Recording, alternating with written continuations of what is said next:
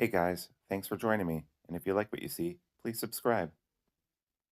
Hello, peoples. Welcome to Sharp Ends. I'm going to do a review of the Budget Revel version. Now, this came out as a premium version.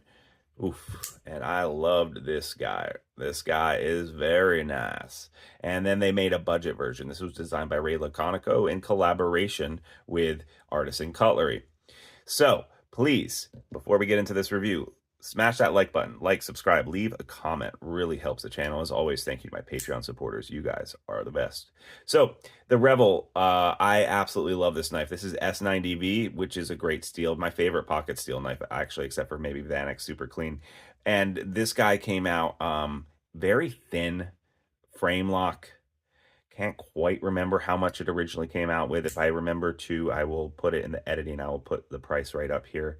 But very reasonable. And the action on it is screaming good. And it's super thin behind the edge. Fall shut. Like just everything that I love about Ray Laconico as a designer. Very nice look to it too. Nice jimping on top. Right? So all those things, right? So then they are like, well, they made this as a premium first, and then they stepped it down and they made a budget version. So the budget version obviously is not going to be S90V, but the same exact blade shape. And since they're going to be doing that, they're going to not use a frame lock because a frame lock is expensive. And this gunmetal finish too on this. Ooh, look at that. So nice. So instead, they made this a button lock, which I'm not a big fan of the button plunge lock type thing, but this makes it very easy for someone who just needs a knife. They can use the button to deploy it, right? If they don't know how to flick really well. Their standard bent clip here. And then they've got some nice little machining here on the handles. And it's very thin behind the edge and has the same blade. The action kind of suffers a little bit, but that's only because it's a plunge lock, right? And this is less than 50 bucks. So overall, like you can't fault them, right? And it's also got a nice coating on here to help with the rust resistance. And even the machining on the inside, the nested liner is also coated so that you're not likely to get rust in there either. I did not do a disassembly on this to really take a look at it because I really don't like doing disassemblies on button locks because I've had that fail on me several times. And I just didn't feel like it this time. I know what Artisan Cutlery is about.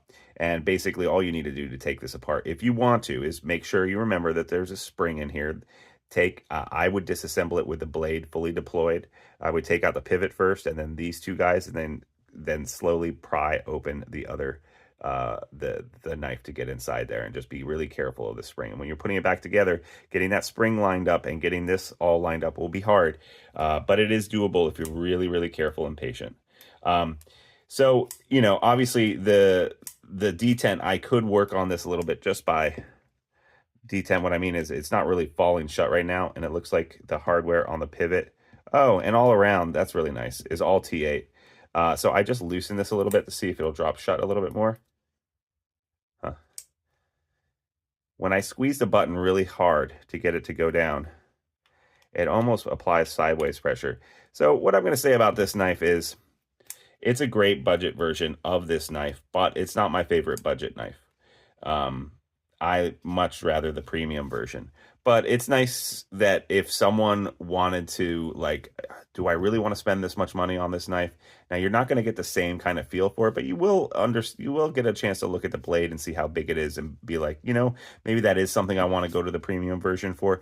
But as far as recommending this knife, yes, I can recommend it, but it's not up there. It's not like high on my list of recommendations for budget knives. I do have a list of knives that I do recommend for budget knives down underneath in my description of the video. Any of those links that are Amazon links are associate links, so I get like $1 or $2 if you do buy something from that. But those are like my budget, and this isn't going to go on that list. But having said that, it was cool to check out, and I appreciate that Artisan Cutlery sometimes does the reverse. Like usually they will do something, or companies will. What's a good example? Like here, this is the Echo from CGRB, and this came out as a budget knife first, and this is also a Ray Laconico.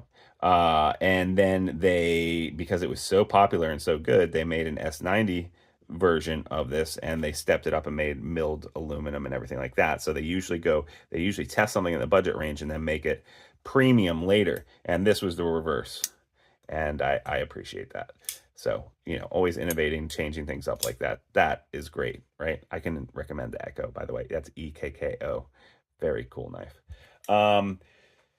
So yeah, thank you so much for joining me today, guys. Short little review for you today. Like, subscribe, leave a comment. It really helps the channel. Thank you as always to my Patreon supporters. And they get entered to win a knife of the month for $3 a month. So just follow that link down below. Really appreciate you guys. See you next time on Sharp Ends. Bye-bye now.